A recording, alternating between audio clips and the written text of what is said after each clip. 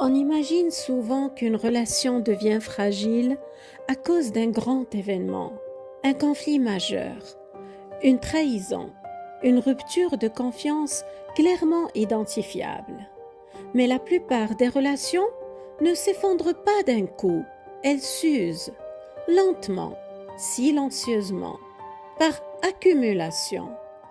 Au début, ce sont des détails, presque invisibles, une attention qui diminue, une tension diffuse, une incohérence qu'on minimise, un inconfort difficile à expliquer. Et comme rien ne semble suffisamment grave, on continue, on s'adapte, on minimise. Pourtant, une relation ne se fragilise pas seulement dans les crises. Elle se fragilise aussi dans la répétition de petits déséquilibres qui ne sont pas corrigés. Aujourd'hui, dans les élans du cœur, nous allons explorer ces mécanismes d'érosion, ce qui, sans bruit, modifie progressivement la structure d'un lien jusqu'à en changer profondément la qualité. Je suis Fatem Zahra Alami. Je mets en lumière ce qui construit les relations et ce qui, progressivement, les use, ce qui déplace l'équilibre sans faire de bruit et ce qui transforme parfois un lien vivant en un espace où l'on continue d'être ensemble sans réellement se rejoindre.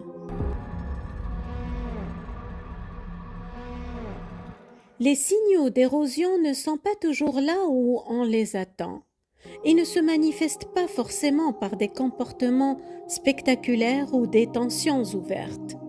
Ils apparaissent souvent dans les incohérences, dans les variations, dans les déséquilibres silencieux, dans ce qui change sans raison claire, dans ce qui ne s'aligne plus, dans ce qui donne une impression de lien sans en avoir la stabilité. Les relations ne commencent pas toujours dans le déséquilibre. Parfois, elles commencent dans une forme d'équilibre spontané, d'attention réciproque et de fluidité. Puis, progressivement, quelque chose se déplace.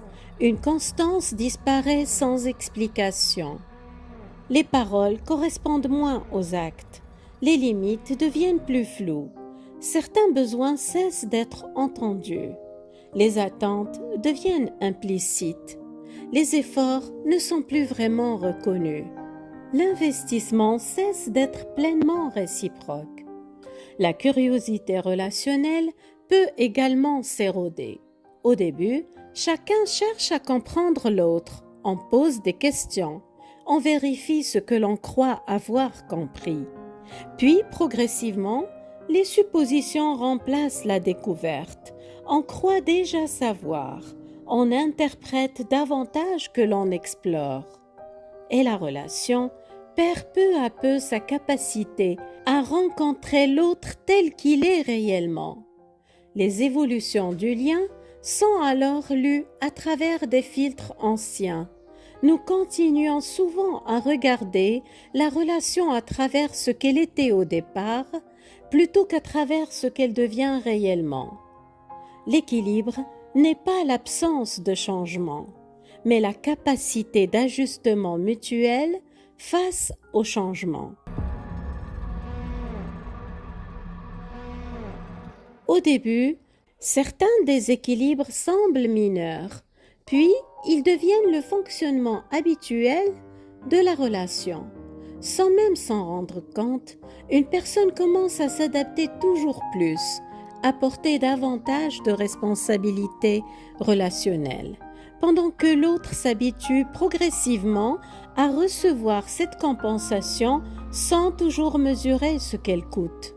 Et c'est souvent là que l'usure commence réellement. Pas nécessairement dans les conflits, mais dans l'accumulation silencieuse des micro-renoncements. Une relation peut continuer longtemps tout en se fragilisant progressivement, parce que ce qui use une relation n'est pas toujours spectaculaire. C'est parfois simplement le fait que la contribution de chacun cesse d'être équilibrée. Les limites glissent progressivement. Ce qui était clair au départ devient plus flou. Il faut rappeler davantage ses besoins, réaffirmer davantage son espace, faire davantage d'efforts pour préserver un équilibre qui semblait autrefois naturel. Les déséquilibres deviennent invisibles parce qu'ils s'installent lentement. On finit parfois par considérer comme normal ce qui, au départ, aurait attiré notre attention. Et ce qui n'était au départ qu'un ajustement ponctuel devient progressivement une nouvelle norme relationnelle. Pourtant, le corps enregistre souvent ce que l'esprit continue à minimiser.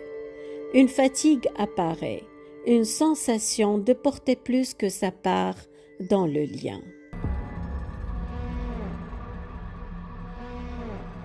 Une relation devient également fragile lorsqu'elle devient difficile à lire, quand les comportements deviennent imprévisibles, quand les incohérences ne sont pas régulées, quand il faut constamment interpréter, deviner ou chercher à comprendre ce qui se passe réellement, quand la réciprocité se fait plus rare, quand les ajustements circulent principalement dans un seul sens, quand ce qui est attendu de l'un ne semble pas toujours s'appliquer à l'autre.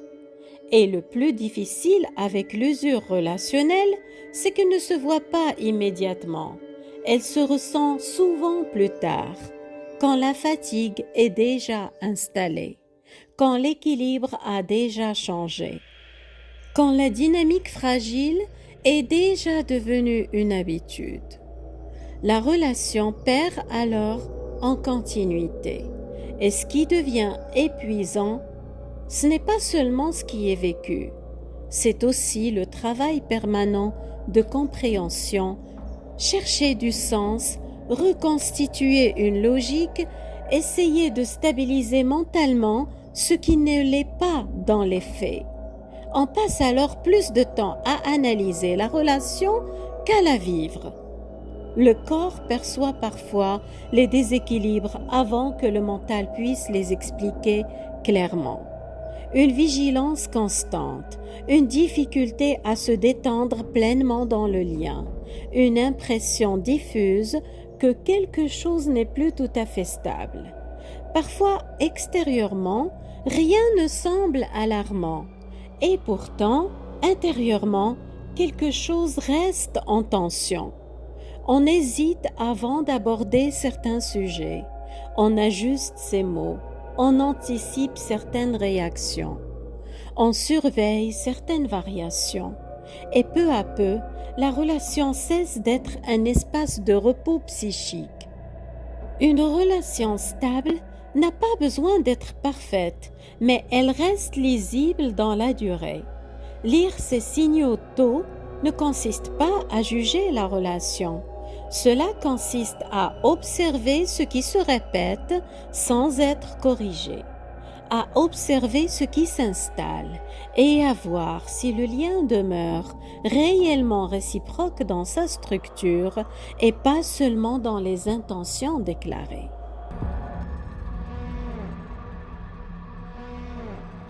Une relation ne s'abîme pas par rupture, mais par perte progressive de lisibilité et d'ajustement mutuel. Ce qu'on laisse passer peut sembler insignifiant au début, un léger inconfort, une sensation de devoir constamment s'ajuster, autant de détails qui passent souvent inaperçus, surtout lorsqu'on en finit par normaliser l'instabilité, la confusion, les déséquilibres ou la suradaptation.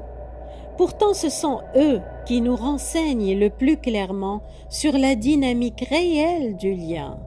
Le plus difficile avec l'érosion relationnelle, c'est qu'elle est progressive. Le familier nous endort. L'engagement nous rend parfois réticents à voir ce qui pourrait remettre certaines choses en question. On ne voit pas toujours le moment exact où la fatigue s'installe. Le moment où l'on commence à se réduire, le moment où la vigilance remplace la spontanéité. Pourtant, Ces signaux existent souvent bien avant que la relation ne montre des signes visibles de fragilité. Observer les signaux d'érosion ne consiste pas à devenir méfiant, ni à condamner l'autre au moindre inconfort. Il s'agit simplement d'accepter de regarder lucidement ce qui se construit réellement dans la relation. Car une relation saine ne demande pas un effort permanent pour préserver sa stabilité. Elle reste lisible, cohérente, réparable, et les ajustements y circulent dans les deux sens. Alors, si certains de ces mécanismes vous semblent familiers, écoutez ce qu'ils racontent sur la structure du lien, parce qu'une relation ne devrait pas seulement survivre dans le temps. Elle devrait aussi préserver la sécurité, la dignité et l'équilibre intérieur des deux personnes. Elle devrait rester lisible, réciproque et vivante dans sa structure relationnelle. Prenez bien soin de vous.